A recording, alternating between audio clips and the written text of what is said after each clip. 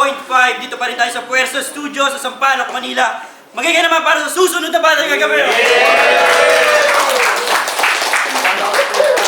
Manila, Lilia, Hypebeat, Redox Clothing, Printing Near Me, Puerto Studio, Empresa Iles pala. Maraming salamat at go. Ito para sa numero 1 for tournament natin. Sa kanan ko, representing Mandaluyong, magingay para kay LJ.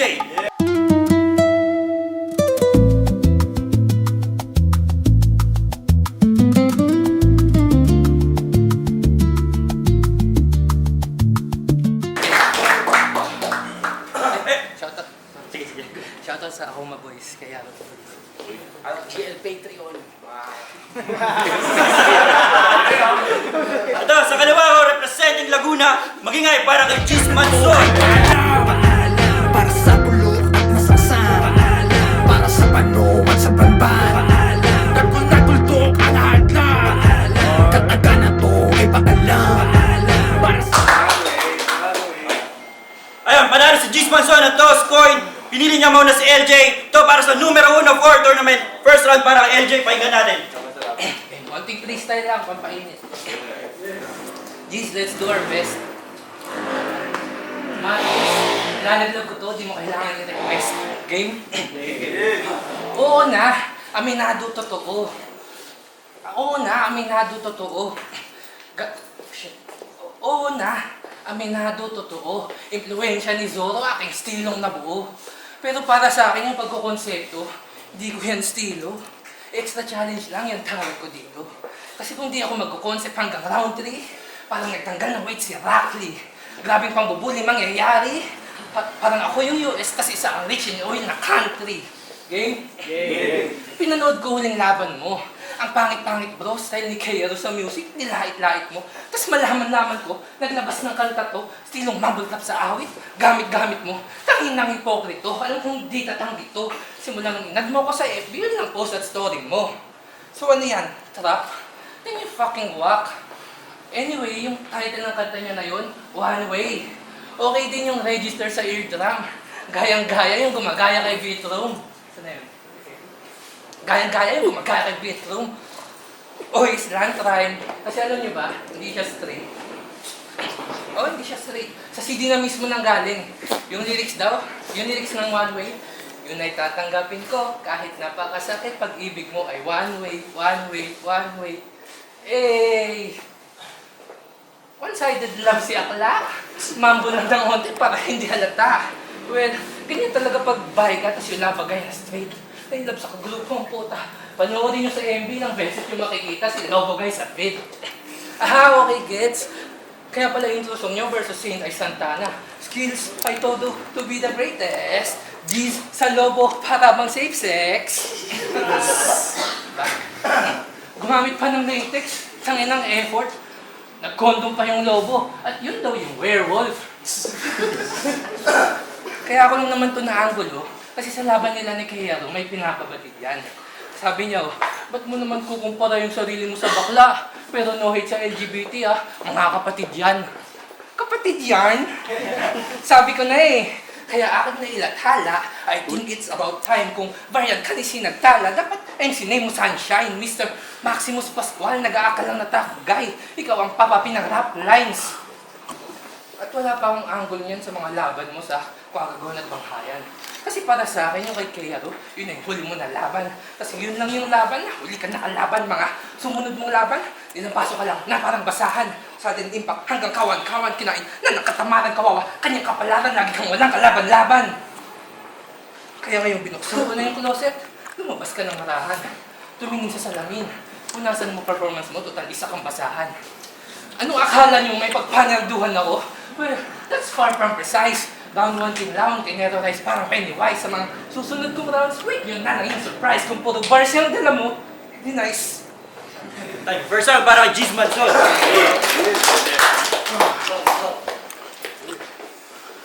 Pansin nyo, medyo nagiging komportable na siya mag-spit. Kasi uminom siya ng beer. Fucking manly. Kaso, ang ininom ay Sunmig Lychee. Napakalalaki ng tao, Lychee flavor. Tayo na. Game? Siya nga pala, si Vals Victor Echavarria. Claveria na kundi dahil sa panay chat at pangungulit kung may slot pa sa tournament, tsak! Dito, tsak puwera! Oo, sapagkat sa slot, sa turna, ikaw ang siyang last na sali, malas mo lang tinapat. Ngayon sa magiging last, mas standing, tas may pahaging patukesyo, pambuo lang sa torneo, kakabanas. Pwes kung ikaw nga ay pangkumpleto, ako naman magbabawas. At una ka nang, pag nag-spit ka walang gana, tila imik pang pray at para bang pagbanggit sa marijuana. Di marinig yung J, tamang hindi ka malakas, kaya performance mo pan downer. Hindi sapat ang volts, kailangan pa ng amp to get louder. O bitin sa amps at volts, kaya ang output mo walang power. Pero magiging proud, sir, sa'yo ang iyong parents. Kasi kahit inulila ka, nagmana ka sa kanila as you got no presence. Sulat mo malalim, eh wala naman diin. Kaya yun, wala rin. Teka lang, may nagsiring. Ngayon pa talaga may tumawag eh, no? Tangin na panira. Hello? Hello? Hindi mo marinig. Sino to si LJ? Kasi ang hina. Pwede mo... Sakit na akong laban, pwede mamaya na lang. Sorry. May call unexpectedly. Padating na daw kasi yung parcel na aking binili, pero... Hindi! Pinakita ko naman sa ating dalawa deliberately kung sino talaga ang sabate lang siyang may delivery. Kasi ba't di mo subukan sumigaw? Lagyan mo ng emosyon. Try mo magalit, ganun. Alam niyo yung sagot niya doon? Di ako kulang sa emosyon. Wala talaga ako nun. Ano ka, AI? Wala kang emosyon pero sarap na sarap ka sa hentai? Ulol! Pero di porke ikay tunog AI, kalidad mataas. Sobrang baduy ng iyong design na di na-a-adjust. Kagaya mo lamang ang iyong hairline kasi nga paatras. At ngayon dito sa turna, ikaw tong AI na di mag-a-advance. Kasi may the scream si Edvard Munch mula sa pagkatakot at kabado. Habang may the Starry Night namang nagmula sa kalungkutan ni Van Gogh. Gayon din si Mac Miller na swimming in circles sa kanyang sadness. Habang matinding heartbreak naman ang kay Kanye kaya nagka-heartless. At ang point is, mula sa emotions, ang mga artworks that they created. But how about you, Mr. No Emotion? You don't create art, you just generate shit! Sapagkat, kailangan ng emosyon sa paglikha ng ating sining, kaya sumigaw ka! Gawin mo yon ngayong ikaw ay makikitin!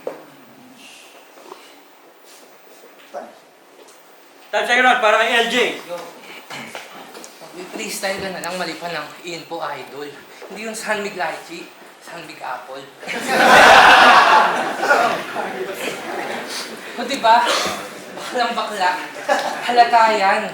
Kaya di ma-counter yung tira ko, parang na-checkmate kalaban. Buti pa yung... Ayun. Basta yung chess piece, buti pa yung straight yung galawan.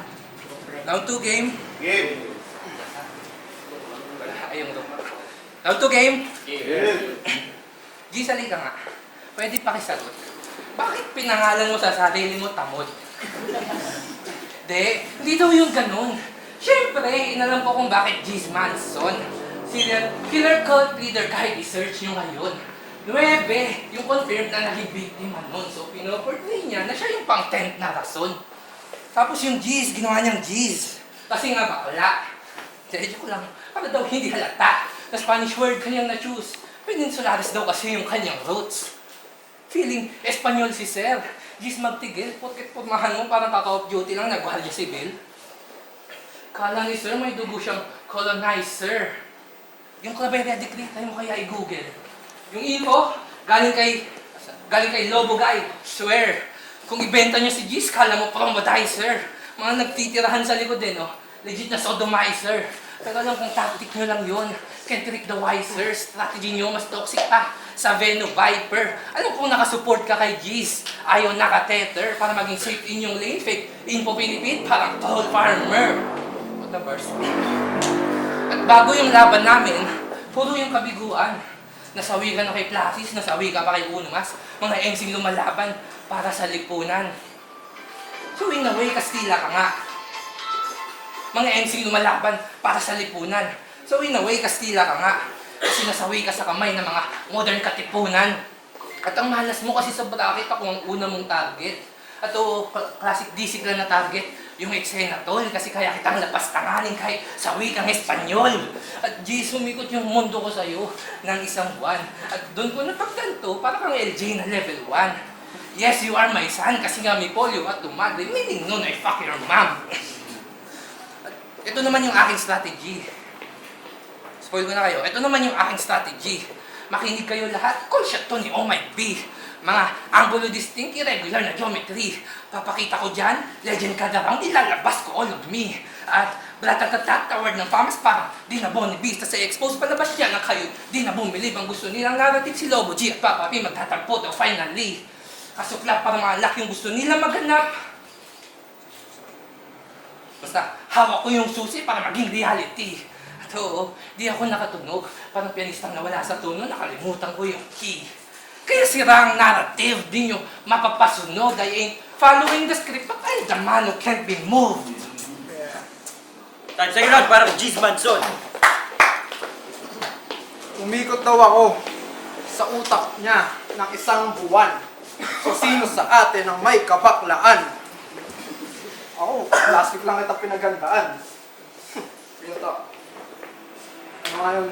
Tawag ko na. Magandang mashup daw to. Madami ang naghatol. Pareho na lyrical at technical. Kaya talagang match tol. Ulul. Kung hindi tuturo na, di ako sa'yo papatol. Mas gusto ko pang kamatch yung mga nasa Bumble. Real talk. Hindi real talk. Nasa Bumble. Pagkat mga lines mo, di pa sa sapat. Parang bumubulong ka repa kapag nag-rap. Habang mga rhymes ko sa tenga masarap. Parang may bumulong na tara fuck. Fuck that. I'm a love boy. Di lamang pangkama. Mamaya nga may laser. Pero kung ako lava boy, ikaw magma. Nagmamahal na glazer. Diba? Si GL ang iyong Panginoon at pinagsasalsalan, no shit. Mga galit na galit sa poison habang sila naman ang toxic. Nakasubscribe pa yan sa Patreon. OnlyFans ng mga bonjing. Sa sobrang pagka-glazer, yun, ginaya pati yung pagka-virgin. Virgin. Ika'y nakaka-bad trip. Overhype ka sa market na para bang Ilocos Empanada.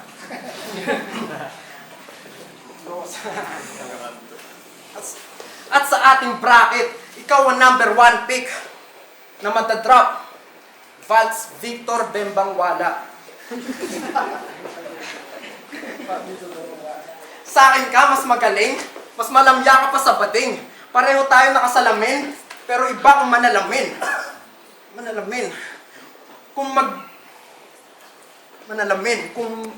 Kung maglaglag ka man ng kutsara, tinidor, o kahit buong kusina pa men, wala pa rin.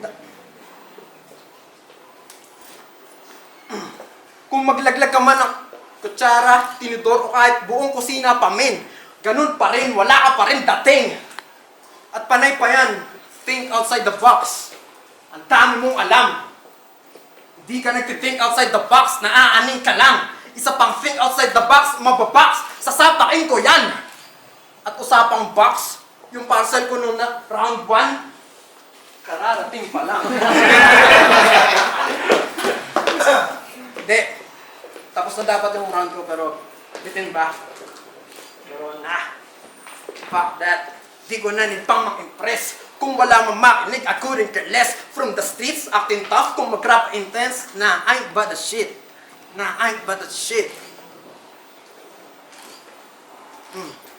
Di ko na pang mag-impress. Kung wala mang makinig, I couldn't care less. From the streets, acting tough. Kung mag-rap intense, I ain't but the shit. I couldn't care less. From the streets, acting tough. Kung mag-rap intense, I ain't but the shit. Couldn't care less. Smooth aking sulat parang nag-G-Tech. Cool aking buga parang nag-refresh. Yung aking utak sa eBay different. Mas malalim at mas malagim pa sa deep web. Mababaw pa ang Mariana kung masised. Ang lalim naman nun, jeez, that's what she said. Para ba nakamariwana kung makisip. Habang tahimik lang habang sa gilid.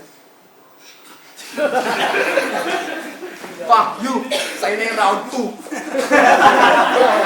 That's right, para LJ. Ito, rebat na mala Oppenheimer. O hindi real talk yung Bumble kasi yung real talk yung grinder.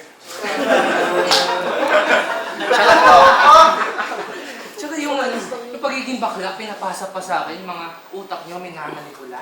Tsaka yung one week prep, hindi mo na nga dapat ginawa, pinagmamalaki mo pa. Count 3 game?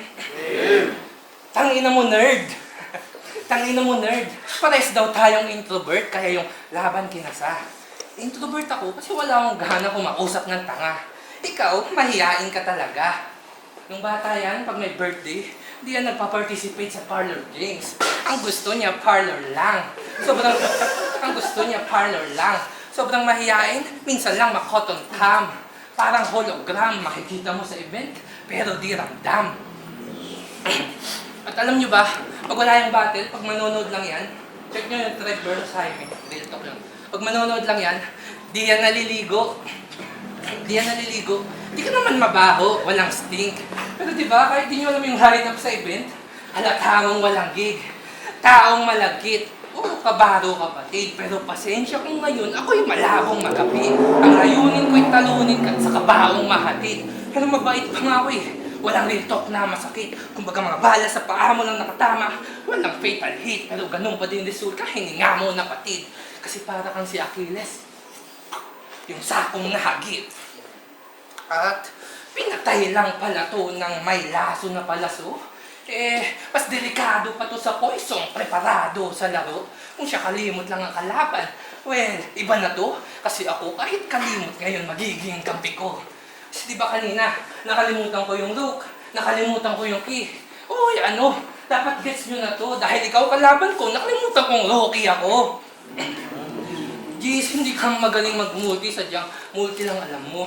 Sa rhyme scheme ka nga lang nakakakuha ng reaction na parang kumagat ng line. Pag may pinupunto ka, tugma mo, matuman matamlay, hirap ka humanap ng rhyme. Naubusan ka palagi, di kayang sumagat sa time, ni wala kang pumalagot, tumatak, sumapak na line habang ako may layer pa. Parang bunga lang ng pine. Bitch, you gonna die, humihina ka na bay. Tapos ako ito, yeah, papunta na sa prime. Papunta pa lang eh.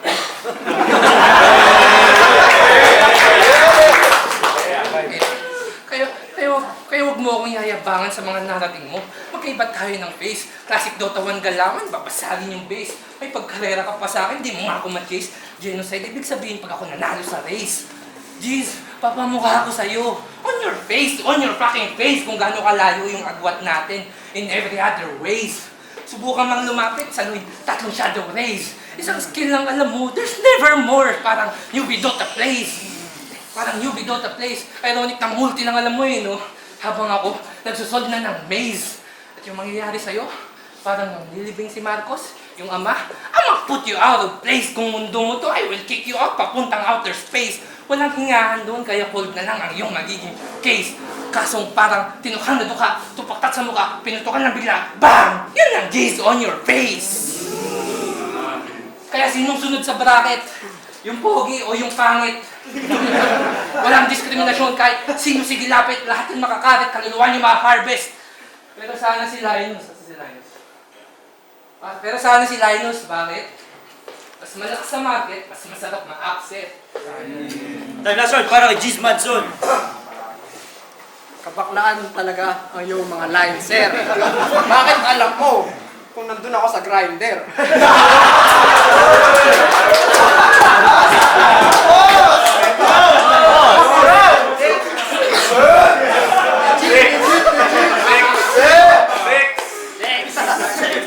Game?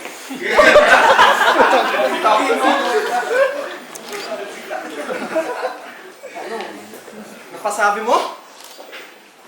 Puro lamang ako multi, walang bars.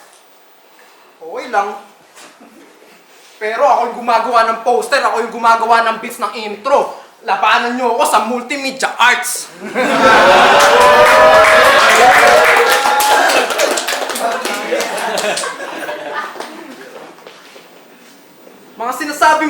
ng mga lines about sa G's ang lame sir. Alam ni Sisi kung sino ang talagang the great sperm.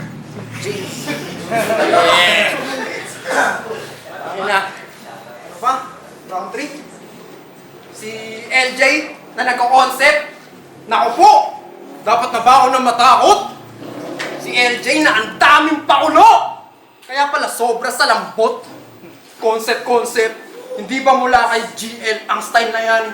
Tapos marami ang sumunod, like ang Motus ay may bathan.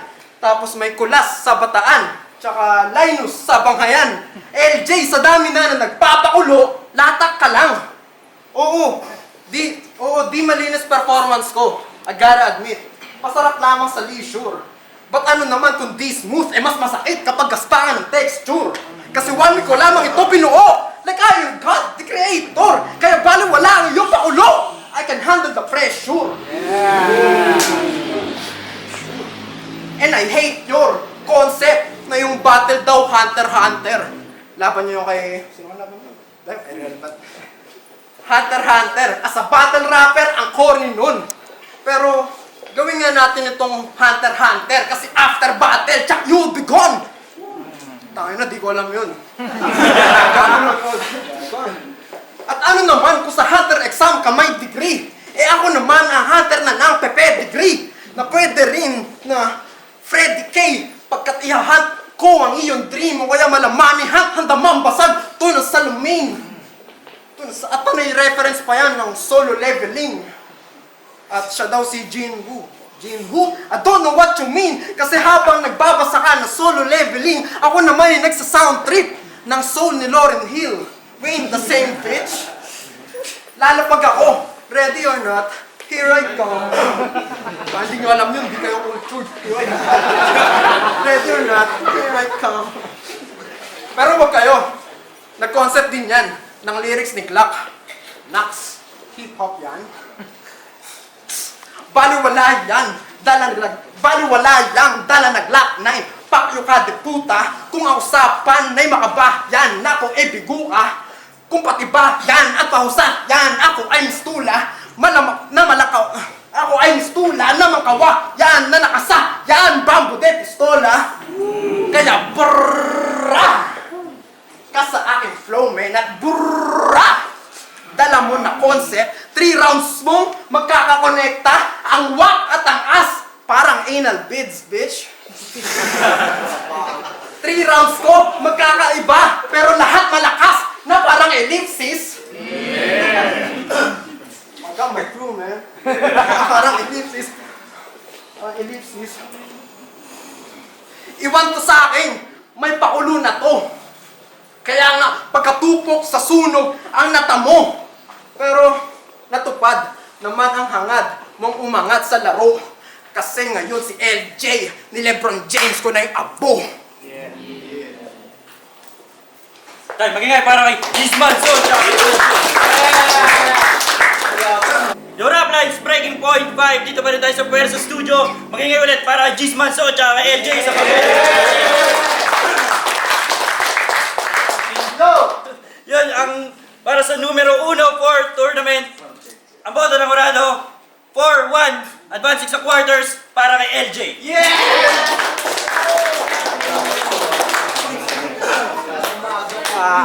Shoutout sa mga lahat na pumunta, mga tropa, sumuporta. I love you lahat. Sa baby cakes ko, love you. Shoutout sa mga tropa pumunta.